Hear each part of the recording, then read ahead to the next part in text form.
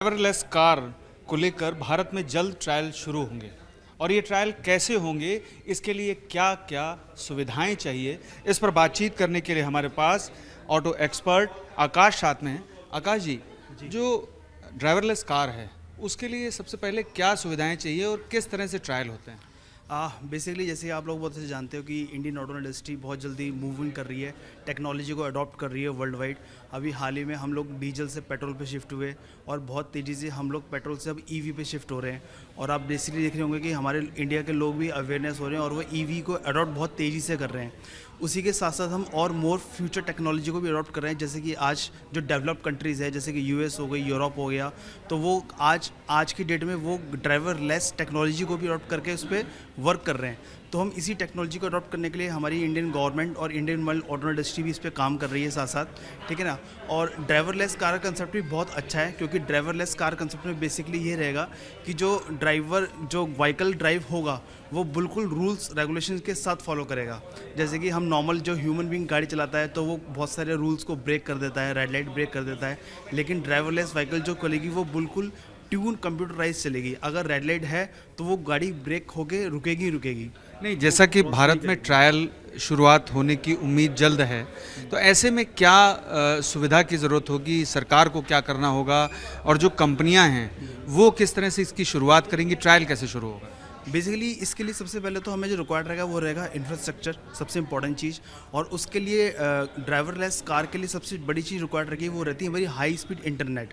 अभी जैसे कि बेसिकली 85 गीगाहर्ट्ज़ पे हम लोग इंटरनेट पे काम कर रहे हैं, इसके लिए मिनिमम हमें टेगाबाइट का इंटरनेट की रिक्वायर्ड रहेगी। अच्छा। तो मेन चीज़ रहेगी सबसे पहले इंटरनेट, बिकॉज इंटरनेट के बिना वो वर्किंग नहीं करेगा। और जैसे हाल ही में गवर्नमेंट ने अभी हमारा क्या कहते हैं स्पेक्ट्रम को क्या कहते हैं मंजूरी दे दी है, ग्रीन झंडी दे दी है इस पर काम करने के लिए। और उसके बाद फिर क्या कहते हैं रोड्स की कंडीशंस कैसी करती हैं, जैसे कि हमारे कुछ एक्सप्रेस भी बने हुए, जैसे दिल्ली मुंबई एक्सप्रेस वे है, दिल्ली लखनऊ एक्सप्रेस वे है, तो इस पर काफ़ी इजीली हम लोग इस पर काम कर सकते हैं। और साथ साथ कुछ मल्टीपल इंस्टीट्यूट्स हैं जहाँ पे इस ट्रायल्स को इस पर काम किया जाएगा। जैसे अंतर्राष्ट्रीय तमाम कंपनियां हैं, टेस्ला है और इसके अलावा कई और कंपनियां हैं, क्या भारत की भी कोई जो ऑटो कंपनी है वो इस दिशा में कदम बढ़ाने का काम कर रही है? बिल्कुल सर, बिल्कुल। जैसे कि इंटरनेशनल कंपनी में जैसे कि यूएस की कंपनी टेस्ला है, या फिर चाइना की सबसे बड़ी कंपनी BYD, जो कि इस पर बहुत ऑलरेडी काम कर चुकी हैं और कर भी रही हैं। इंडियन ऑटो इंडस्ट्री भी धीरे धीरे इस टेक्नोलॉजी को अडॉप्ट कर रही है। जैसे कि हाल ही में आपने देखा होगा कि टाटा ने ईवी के अंदर बहुत सारा काम किया और बहुत सारा सर्व किया, महिंद्रा ने भी काम किया। मैं उम्मीद करता हूँ कि भारत की सबसे बड़ी auto industry Maruti Suzuki India limited, Tata Motors और महिंद्रा भी इस टेक्नोलॉजी पर धीरे धीरे काम करके हम इंडिया के लोगों को बहुत जल्दी सर्व करेंगे। कितना महत्वपूर्ण होगा ड्राइवरलेस कार का ट्रायल शुरू होना भारत में, और जो ऑटो इंडस्ट्री है भारत की उसको कितना बूम मिलेगा इससे? बिल्कुल इंपॉर्टेंस तो है ही, क्योंकि इसमें सेफ्टी प्योरिटी सबसे ज़्यादा होती है। अगर ड्राइवरलेस कार के अंदर कोई भी पैसेंजर्स भी ड्राइव कर रहा होगा, मतलब क्या कहते हैं ट्रैवल कर रहा होगा, तो उसकी सेफ्टी प्योरिटी सबसे पहले रहेगी, ठीक है ना। साथ साथ टेक्नोलॉजी इंप्रूव होगी, जैसे जैसे इंडिया की इकोनॉमी ग्रो कर रही है, हम लोग ग्रो कर रहे हैं, तो उसके लिए भी ये काफ़ी सिग्निफिकेंट और इंपॉर्टेंट रहेगा सर। बिल्कुल।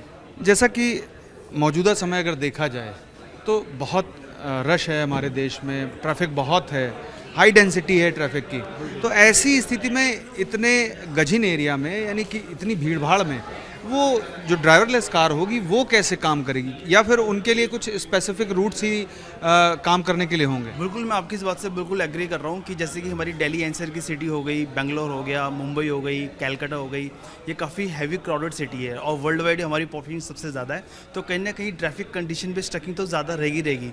और ड्राइवरलेस कार अगर इन सिटीज़ के अंदर ज़्यादा ड्राइव करेंगे तो बार बार ब्रेक लेंगी, क्योंकि वो रूल्स ब्रेक नहीं करेंगे वो, ठीक है ना। तो इसमें बेहतर रहेगा कि जैसे जो हमारे एक्सप्रेसवेज बने हुए हैं, जो हमारे थोड़े से खुले एरिया हैं, जैसे कि दिल्ली मुंबई एक्सप्रेसवे हो गया, दिल्ली लखनऊ एक्सप्रेसवे हो गया, तो उसमें ये काफ़ी इजी वर्क करेगा। कुछ इंस्टीट्यूट्स हो गए जहाँ पे अंदर ट्रायल्स चलते हैं, जहाँ पे अंदर ऑलरेडी गाड़ी चलती है, तो वहाँ पे ड्राइवरलेस कार का कंसेप्ट बहुत ही बढ़िया रहेगा। बहुत सारे बड़े बड़े इंस्टीट्यूट्स होते हैं, फार्मर्स होते हैं, जहाँ पे क्या कहते हैं पेट्रोल की गाड़ी यूज़ करना अलाउड नहीं होता पॉल्यूशन को लेके, तो वहाँ पे ड्राइवरलेस कार पैसेंजर को लेके अपने पर्टिकुलर डेस्टिनेशन तक पहुँचाई जा सकती है।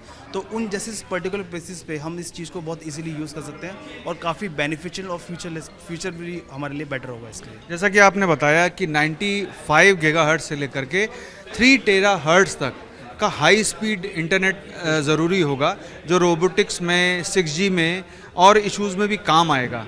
तो ऐसी स्थिति में जबकि ये सरकार की तरफ से प्रोवाइड कराया जाएगा, तो जाहिर सी बात है कि इसका शुल्क होगा कोई, और कंपनियों को जो ट्रायल करना होगा उसका कोई स्पेसिफिक एरिया होता है या कैसे ट्रायल होगा?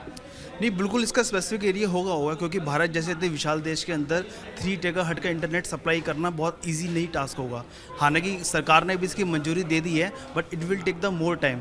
और मेरे को ऐसा लगता है कि कुछ पर्टिकुलर्स एरिया में या पर्टिकुलर्स कुछ वे में, हाईवेज़ के अंदर, जहाँ पे गवर्नमेंट इस इंटरनेट की सप्लाई को बहुत अबेंडेंट रखेगी, मतलब जो इंटरनेट रिक्वायर्ड होगा, तो वहीं पर ये सक्सेसफुल हो पाएगा। बाकी हर जगह इतनी जल्दी नहीं हो पाएगा, और शायद इस अगर पूरे भारतवर्ष में इसको 100% सक्सेसफुल बनाना है तो उसके लिए काफ़ी समय लगेगा। हमसे बात करने के लिए बहुत बहुत शुक्रिया। तो आपने सुना ऑटो एक्सपर्ट आकाश को। तो अब भारत में ड्राइवरलेस कार का जो ट्रायल है वो शुरू होने वाला है। सरकार इसको सैद्धांतिक मंजूरी दे चुकी है और ये संभावना है कि जल्द इस पर आधिकारिक आदेश भी जारी कर दिया जाए। माना जा रहा है कि इसका रजिस्ट्रेशन 5 साल तक के लिए होगा और एक बार के उपयोग के लिए इंटरनेट का जो शुल्क होगा वो 1000 होगा, यानी कि एक ट्रायल के लिए एक बार यूज़ करने पर 1000 रुपये का शुल्क लगेगा और इसके अलावा रजिस्ट्रेशन फीस अलग रहेगी। पीयूष पांडे, TV9 भारतवर्ष, नई दिल्ली।